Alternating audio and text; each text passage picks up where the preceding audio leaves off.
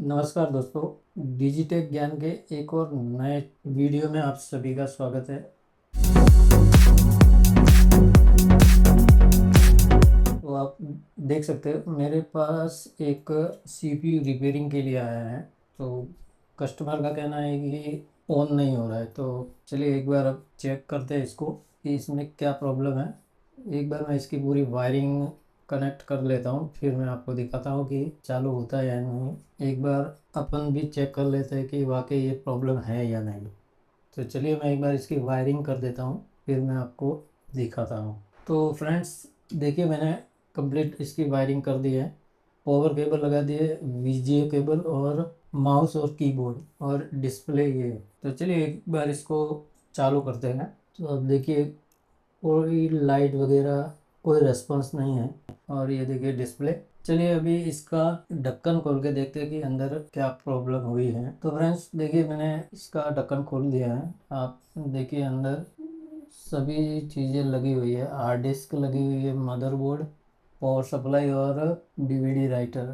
और आप यहाँ देख सकते हो एक लाइट छोटी सी लग रही है बट ब्लिंक कर रही है, बंद चालू हो रही है, आप देख सकते हो। आगे इसको पूरा ट्रबल शूट करेंगे। तो फ्रेंड्स सबसे पहले मैं एक बार इस मदरबोर्ड को बाहर निकाल लेता हूँ, जिससे कि मुझे भी काम करने में आसानी रहेगी और आपको भी दिखाने में मुझे प्रॉब्लम नहीं होगी। तो चलिए मैं इसको एक बार मदरबोर्ड को पूरा बाहर निकाल लेता हूँ। तो फ्रेंड्स देखिए मैंने पूरा पावर सप्लाई के कनेक्शन पूरे हटा दिए हैं और हार्ड डिस्क एजिट अंदर ही मैंने रहने दी और ये मदरबोर्ड मैंने बाहर निकाल दिया है। सबसे पहले स्टेप बाय स्टेप इसको टेस्टिंग करेंगे। सबसे पहले इसकी पावर सप्लाई को टेस्ट करेंगे कि यह पूरे इसके अंदर जो भी वोल्टेज चाहिए वो मिल रही है या नहीं। तो इसके लिए मेरे पास एक पावर सप्लाई टेस्टर है, उसको लगा के एक बार पावर सप्लाई को चेक करते हैं।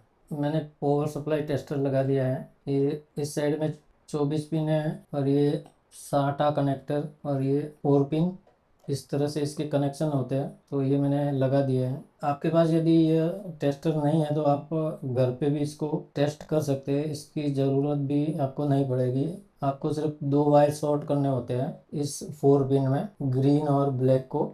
इसकी पूरी वीडियो चैनल पे मिल जाएगी आपको, तो आप वो देख सकते हो कि इसको घर पे आप टेस्ट कैसे करेंगे। इस पावर सप्लाई टेस्टर के बिना भी आप इसको चेक कर सकते हैं। तो चलिए मैं इसको एक बार पावर देता हूँ। ये देखिए मैंने पावर लगा दिया है। स्विच ऑन करते हैं और आप देख सकते हो फ्रेंड्स कि सभी वोल्टेज के आ रहे हैं। और अब इधर देखिए इसका फैन भी कनेक्ट है तो ये भी चल रहा है। पावर सप्लाई ओके है। नेक्स्ट अपना काम रहेगा मदरबोर्ड का। तो उसमें मदरबोर्ड को एक बार पूरा चेक करेंगे एक दूसरी पावर सप्लाई लेके कि आखिर प्रॉब्लम कहाँ है। तो फ्रेंड्स मैंने एक पावर सप्लाई ले ली है। ये देखिए इस तरह की पावर सप्लाई है। ये देखिए इसमें भी 24 पिन, ये साटा कनेक्टर और ये 4 पिन। फ्रेंड्स ये सेम पावर सप्लाई है, उसी तरह की है। इसका सिर्फ शेप अलग है, बाकी सेम वही है। तो चलिए इसको एक बार टेस्ट कर लेते हैं कि ये भी सही है या नहीं। चलिए मैं एक बार इसको भी चेक कर लेता हूँ। ये कंप्लीट ओके है और ये भी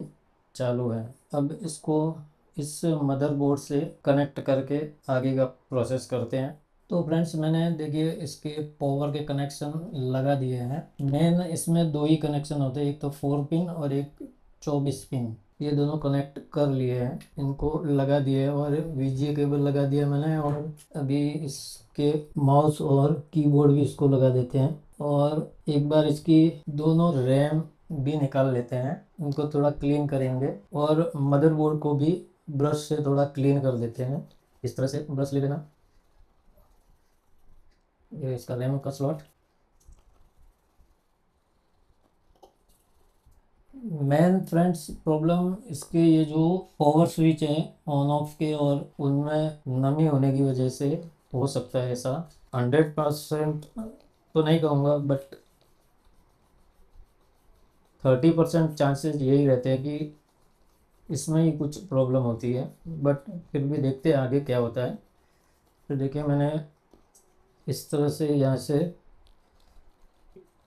क्लीन कर लिया मैंने। ये देखिए फैन को अभी नहीं हटाएंगे, अभी इसको एक बार चेक करना है मुझे, तो एक बार इसको चेक कर लेते हैं। रैम को कैसे क्लीन करनी है फ्रेंड्स, इसका तरीका शायद मैंने आपको पहले वीडियो में बताया होगा, बट अभी भी मैं आपको बता देता हूँ।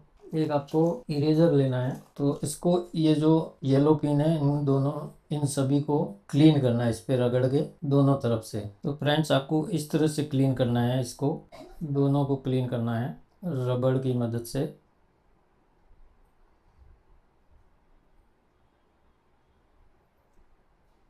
आराम आराम से करना है फ्रेंड्स, क्योंकि इसके पास में जो कंपोनेंट लगे हैं उनका खास ख्याल रखना पड़ता है। तो फ्रेंड्स आप देख सकते हो मैंने रैम को पूरा क्लीन कर दिया है, ये देखिए एकदम पूरी चमक रही है। तो अभी चलिए इसको अंदर लगा के चेक करते कि बोर्ड ऑन होता है या नहीं। फ्रेंड्स मैंने एक रैम टेस्टिंग के लिए अंदर लगा दी है और एक मैं रैम को मैंने बाहर रखा है अभी। तो चलिए मैं स्विच ऑन करता हूँ। मैंने स्विच ऑन कर दिया है, लेकिन देखिए लाइट अभी भी थोड़ी ब्लिंक कर रही है। एक बार इसके फैन को भी खोलते हैं और प्रोसेसर को भी क्लीन करके देखते हैं, हो सकता है उससे भी प्रॉब्लम हो। एक बार शॉर्ट भी कर देते हैं कि चालू हुआ या नहीं। तो आप देख सकते हैं अभी तक चालू नहीं है, लाइट अभी भी ब्लिंक ही कर रही है। चलिए मैं एक बार इस फैन को निकाल के प्रोसेसर को भी क्लीन कर देते हैं। दोस्तों मैंने फ़ैन खोल दिया है, आप देख सकते हैं। ये देखिए इस पे थर्मल पेस्ट बहुत ज़्यादा लगा हुआ है, इधर भी बहुत ज़्यादा फैल चुका है। तो एक बार इस प्रोसेसर को निकाल के उसको भी क्लीन करेंगे, हो सकता है इसमें भी कार्बन आ जाता है, उससे भी प्रॉब्लम हो सकती है।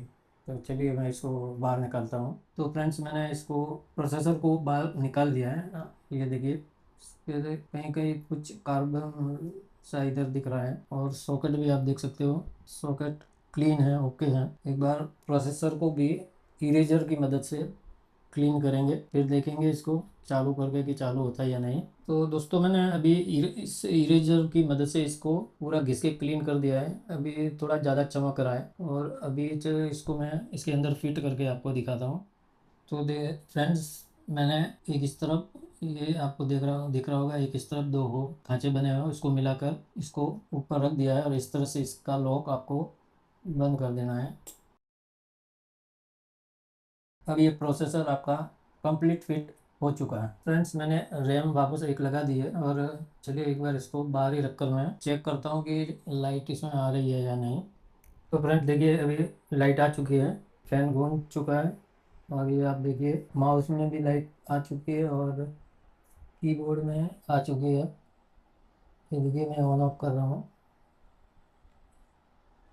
ये कुछ अंदर है थोड़ी, और आप देख सकते हैं मैंने हार्ड डिस्क लगा रखी है तो डिस्प्ले भी आ गया है। तो फ्रेंड्स आप भी इस तरह से एक छोटी सी मिस्टेक के कारण कंप्यूटर उठा के सीपीयू उठा के आपको कंप्यूटर रिपेयर वाले के वहाँ जाना पड़ता है और न जाने आप और भी छोटी मोटी प्रॉब्लम दिखाएगा, तो इससे आप बच सकते हो और आप खुद ही कंप्यूटर को इस तरह को साफ करके उसको क्लीन करके उसको एक बार चालू कर सकते हो। तो फ्रेंड्स आपने देखा सिर्फ एक क्लीनिंग की वजह से कंप्यूटर सीपीयू एकदम ओके हो जाता है। तो फ्रेंड्स वीडियो कैसा लगा कमेंट करके बताइएगा, और वीडियो अच्छा लगा हो तो लाइक कीजिएगा, अपने दोस्तों के साथ शेयर कीजिएगा और चैनल को सब्सक्राइब करना ना भूलिए। और शॉर्ट वीडियो देखने के लिए आप हमारे इंस्टाग्राम चैनल से भी जुड़ सकते हैं। मिलते हैं अगले वीडियो में, तब तक अपना ख्याल रखिएगा। धन्यवाद दोस्तों।